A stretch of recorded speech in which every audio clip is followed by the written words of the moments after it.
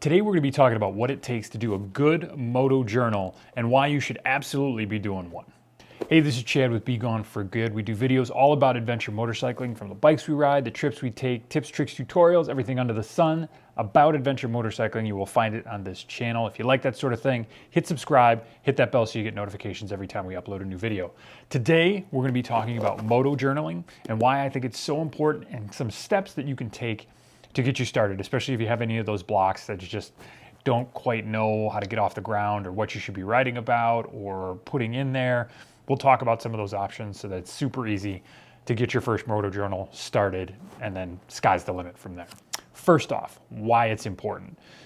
Everybody knows that if you go on a trip, sometimes things just start snowballing on you, and day one starts feeling like day four, and day four starts feeling like day seven, and at the end of it, give it a couple of weeks and you can't remember anything that happened in there other than the major events like major crashes or like the towns that you visited, something like that. But all of those little things that you passed and saw and did along the way just sort of disappear into the ether, and you're left with kind of a general sense of joy about the ride or happiness or excitement, but not a lot of the details that brought you to that place. And that's why moto journaling is so important. The other reason I think it's so important is because there are lessons that we're learning, and without getting too high-minded about what we're doing when we're out on an adventure, a lot of times it's just for fun, but ultimately we're kind of learning a lot about what we're doing, what makes it fun, how to ride the bike, the things that we enjoy, things that sort of excite us or get us moving or just get the juices in our brain or our heart kind of flowing. And if you're not keeping track of that stuff, one, it's really hard to go back and relive it in any way, especially for a lot of us here in North America right now that are kind of stuck in the cold and maybe don't get a chance to get out nearly as much. Certainly not on the big adventure rides that we will during the summer, spring, and fall. This is a great way to relive it, but it also catalogs a lot of that growth. I know that I've been keeping a moto journal just kind of out of dumb luck since I started back in 2016, and the things that I thought about riding and the things I thought I would be interested in and the places that I thought I would want to go and things I would want to see back in 2016 have changed dramatically. And there's reasons for that. And along the way, I've cataloged what a lot of those reasons are and kind of my growth as a rider. And I'd argue maybe even my growth a little bit as a person because of the riding that I've done, the places that I've gone, the things that I've seen, and the lessons that I've learned. That is because I can access it in the moto journal. Now, a lot of that stuff will just naturally come with you. So if you don't feel like you need a moto journal, maybe you don't need a moto journal. But if there's any part of riding that you think you hold dear and perhaps might slip away from you at some time, I would argue that a moto journal is a great way to kind of hold on to that just a little bit longer. The last thing, and the reason I think that I probably initially started this and really held on to the moto journaling, is because there will be a time when I can't remember what I did. There will be a time when I don't know the routes that I took and the feelings that I felt out there. And I want to be able to pass that on. I want to be able to show my kids like, hey, this is something that Dad did. This is something that he really enjoyed. And if you want to kind of follow along or read a little bit about it, here you go. I can give them Ted Simon. I can give them all the other authors that are out there, Elspeth Beard. I can give them those stories and they can read and enjoy that. But they don't know what my story was. They don't know what my evolution was. And I think that's one of the things that the Moto Journal can kind of bring back and pass around to the people that might be interested. Maybe somebody out there gets a little bit of something from it, but ultimately it's really good just to have it down if it's needed. Now, what to include? So anybody who's been watching this channel for any amount of time knows that I have 3 questions that I start with almost every video journal that I do, every journal entry that I do. I have these 3 questions that I kind of answer on a daily basis most of the time, but definitely while I'm out riding on an adventure. Those 3 questions are: what was your favorite thing about today, your least favorite thing about today, and your goal for tomorrow? Now, it sounds really simple and it's just kind of trite and it makes for some funny conversations when we're on the road, but I think there's real value in that. One, the favorite thing about today gets you in kind of an appreciation, gratitude mindset, which I think is vitally important to keep a good attitude on the road. But I also think it's a highlight. Like, this is the thing that I wasn't expecting, or the thing that I achieved, or something that made that day special compared to all the other ones that we're going to experience. That was my favorite thing about today. And it can be anything. Sometimes it's a great section of road, sometimes it's a perfect burger, sometimes it's being able to sleep inside, sometimes it's being able to sleep outside. It could be anything. Whatever that thing is that really drove you for that day and is going to be your capstone for that day, you want to put that down. That's fantastic. That's a great way to kind of hit milestones all along your journey. Least favorite thing. Now, I think there's two things about this. One, it's often a pretty funny story. It's going to be a goofy fall that you took, missing a turn, falling down. I tend to do that a lot. It's going to be something that makes that story interesting.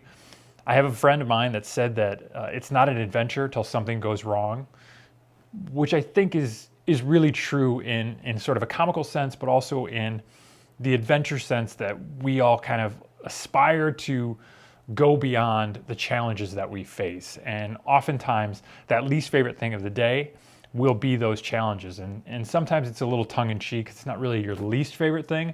Boredom tends to be the least favorite thing, but it is whatever that thing was, that challenge that you had to face for that day is often the least favorite. I've had things as rain, missing lunch, falling down. All those things have been great least favorite things of the day and still make for great stories and things you want to remember 10 days after you finish this trip. Goal for tomorrow, I think, is also really important because even as adventurous, and sometimes that goal can be as simple as, I don't want to have any goal for tomorrow. I just want to be able to ride.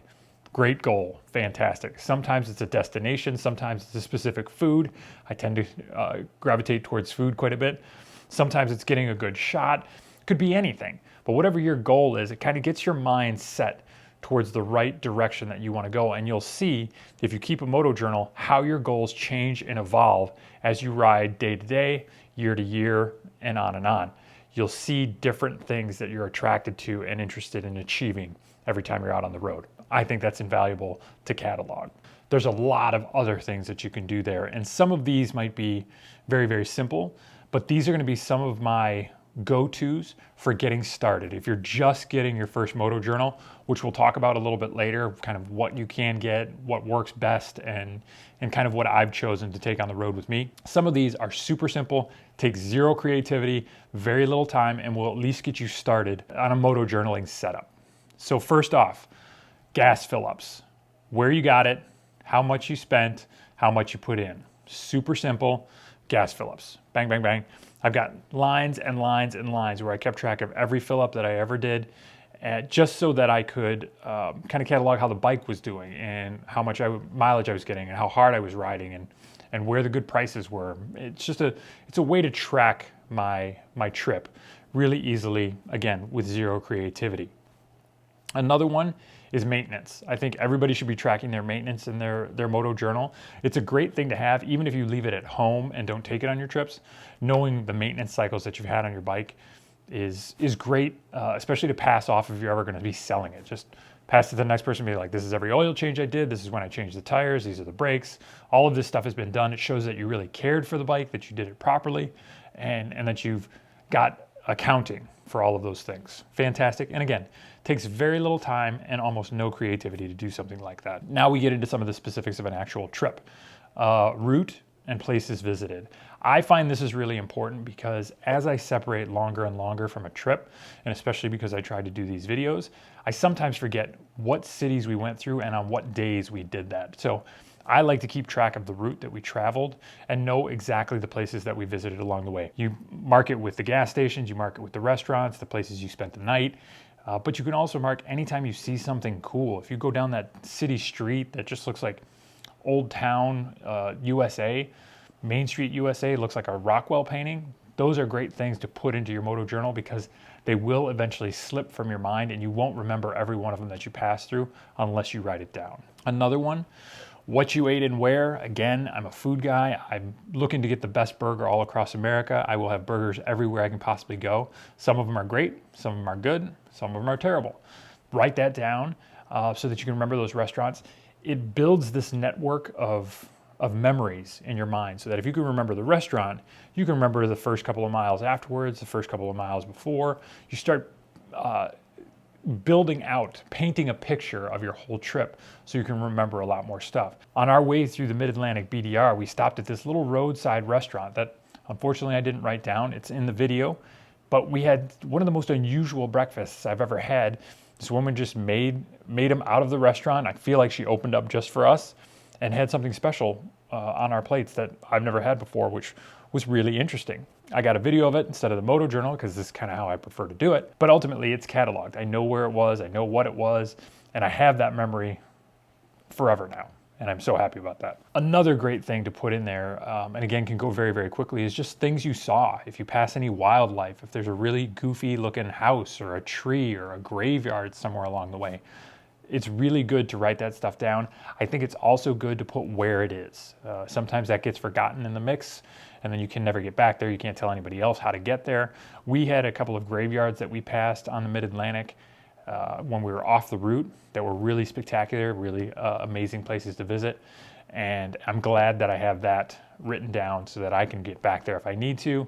I also have my tracker, so I can always go back and find out exactly where that place was and highlight the things that I think are worth seeing at that place. This is one that seems a little odd, but things that you took pictures of and where. Now, this is really important also because when you get home and you've got 500 photos and 400 of them are forests and trees and bridges and things that don't have any specific markings on them, you're not going to remember where any of that stuff was. You're not going to remember what day it occurred on. But if you go through and you actually write down, every photo comes with a little ID marker. It tells you what number it is on your phone.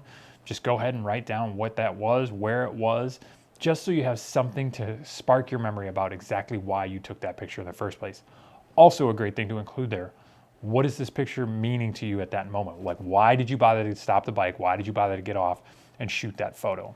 Perfect time to put that in your Moto-Journal. The next one is feelings that you had on the bike. Now, this can be both kind of emotional feelings and practical feelings. Now, if you got super happy at this point, I had one when I was going down through Honduras where we were coming out of the rain, we were coming out of the mountains. It was super, super gray day. It had been gray all day, and we were nearing sunset-ish time. And as we came up over the edge of this crest, the sun finally broke out ahead of us, came up over the front and was shining right in our faces. And it was just, it was as though the entire road was just opening up for us. And I mean, you could see the steam coming off because of all the rain, and we were just flying down. It was beautiful, and there was nobody else around, like bright greens on the outsides and kind of dark purples and blues in the distance as they were coming away from the sun with all the clouds and everything. It was amazing what that felt like. And being able to go back to my journal from that evening and seeing that moment was really great. Now, the practical feelings, I think this is important too, just like, oh man, my back was really aching today when I was riding this way, and my hands started vibrating, and my feet never felt right, and maybe I should change this on the bike. Those are all really great to put in your Moto-Journal as well, so you can make tweaks and adjustments and maybe prepare yourself better for the next trip. If you had a lot of back pain or shoulder pain, okay, maybe we need to get into a gym and do a little bit more lifting, or change the way that we're riding a little bit, or get some more comfortable gear, whatever it might be. If you write a lot of that stuff down, those little things that maybe don't seem like such a big deal a year later can make or break a lot of the comfort on the course of your trip. So write that stuff down so that you know what you can do to change and adjust. All these next two are some of my favorites. Wins you had for the day. This maybe falls a little bit into favorite thing of the day, but wins that you had the day, just I went over this obstacle in a way that I didn't think. I wasn't thinking I was going to be able to achieve this thing. We made it further than I thought. Whatever those wins for the day were, write those down. Again, they're the sort of thing that will sort of bleed into each other. They're the sort of thing that will mash and congeal over the course of a trip, and you'll forget about the specifics of what made that day so great, what those wins were. On the flip side of that, your losses. Write down that line that you didn't hit properly, or the destination that you didn't quite make. Those things matter, and it also can help you to adjust route planning for the next trip, and knowing, okay, how technical do I want to get with my riding? How far do I want to try and get? How difficult is it to pack in the morning or unpack at night? How difficult is it? How fatigued am I during the course of the day? All of those things written down can really help you improve your adventures going forward, knowing what you do and do not like. day to day. This is one of my favorites because I think this is a great way to get started without feeling like you're trying to write your next novel, but just putting down advice for the people that are coming behind you. And it doesn't ever have to go out to those people, or it doesn't have to ever be published, but just saying, hey, this is how I would do today's trip differently. This is the things that I would adjust or change or be sure that I hit. These are the things that I would, these are the things that I've learned today to make this trip better for the next person.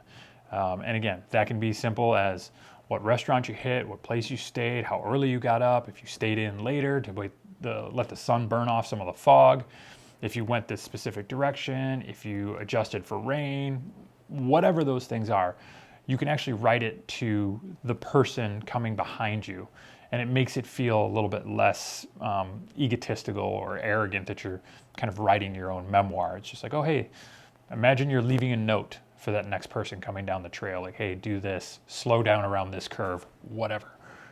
That is a really good way to get started and kind of get your brain moving in the proper direction to write down the things that matter to you, or at least that you think are important for that trail. The last one is one I do not do, but I know a lot of people might be inclined in this direction.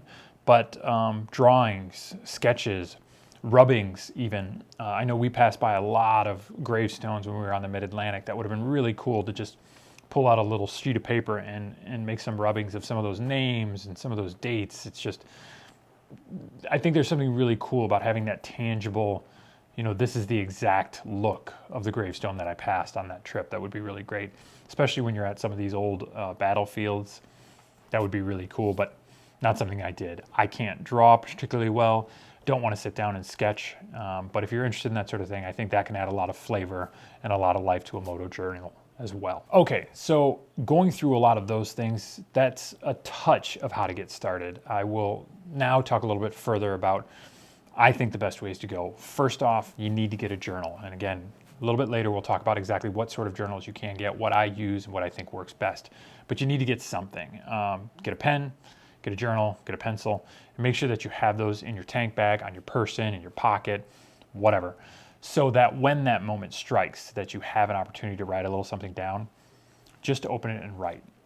The way to get started is to start. Just pop it open, say that every time I eat, I'm going to open it up. Every night, I'm going to open it up. Every morning, I'm going to open it up. Whatever works best for you, whatever is the smallest amount that you think you can achieve regularly, that's what you do. And if you need to put a time limit on it, say, I'm only going to write for 2 minutes. That's really helpful to kind of get that ball rolling, get that started. 2 minutes every morning. That's all I'm going to do. And you'll find that it starts flowing really easily from there, especially when you start doing some of those things that I talked about as far as indicators or things to start, initiates to get you going. All right, a couple of options for a Moto-Journal. This is what I carry now. It's a Leuchtturm. It's many pages. It's dotted instead of ruled, as you can see, but it's got a ton of writing in here from just tons and tons of time of me out on the road, and everything that I do at home as well. I keep it all in here.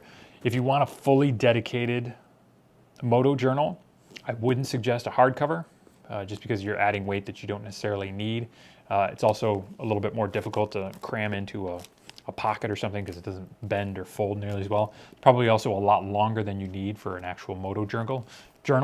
But this is what I've settled on. This is what I use typically. I can fit everything in here. It's very easy. Prior to that, I was using a paperback version that has this little strap that goes along with it. Really nice to keep your pen in there, keeps everything closed up. You can fold these, you can go anywhere with them. It's really easy to carry. It's a lot thinner, so that it doesn't take up nearly as much space in any bag that you have it in. This is a great way to go to start out. They make smaller versions of these that are probably only about this size, kind of pocket journals. That's also really good. It gets even less in the way. The only problem you run with the smallers is sometimes you lose them, you forget them, you put them in somewhere that just, it never occurs to you to bring it back out. This is big enough to kind of be its own reminder, which I find really nice. After that, think about pen or pencil. I tend to write with a pen. I don't mind scratching stuff out. I don't mind making a bunch of marks.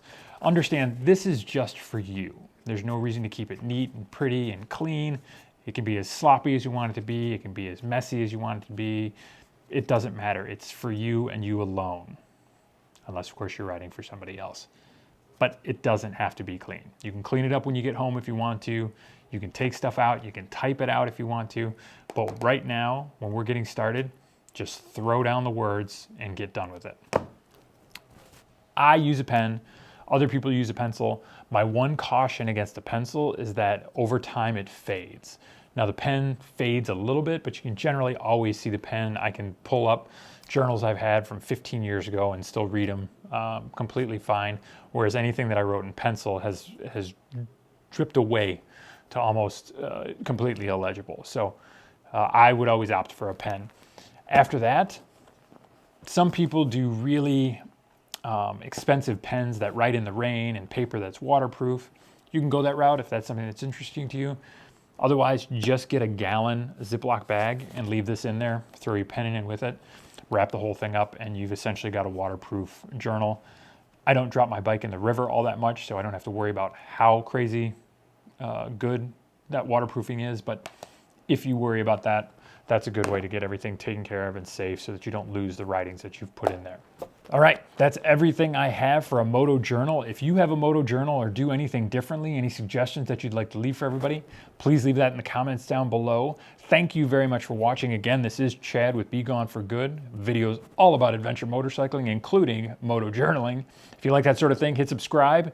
Definitely hit that bell so you get notifications every time we upload another video. Thank you very, very much for watching. And please remember, always, the adventure starts with you, up here and in here. And I'll see you in the next one.